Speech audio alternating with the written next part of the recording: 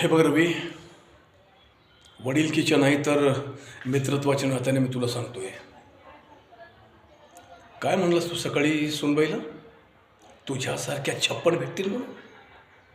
अरे 2 वर्ष तूच तिच्या पाठीमागं लागला होतास ना. आणि तूच म्हणाला होतास की मी लग्न करील तर ह्याच मुलीशी करील. आणि आज असं बोलतोस तिच्याशी?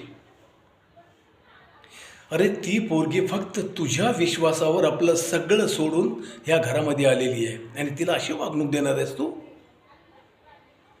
म्हणे तुझ्यासारख्या 56 भेटतील. ए, एक लक्षात ठेव, ती काही तुझी गुलाम नाही आहे. बायकोचं अस्तित्व म्हणजे घर सांभाळणं, लेकरं जन्माला घालणं आणि पूजेला बाजू बसणं एवढंच नाही, तर ती एक स्वतंत्र व्यक्तिमत्व हे लक्षात घे. यापुढं असं काही मला ऐकायला यायला नाही पाहिजे. नसता तो तुझा ह्या घरातला शेवटचा दिवस असेल.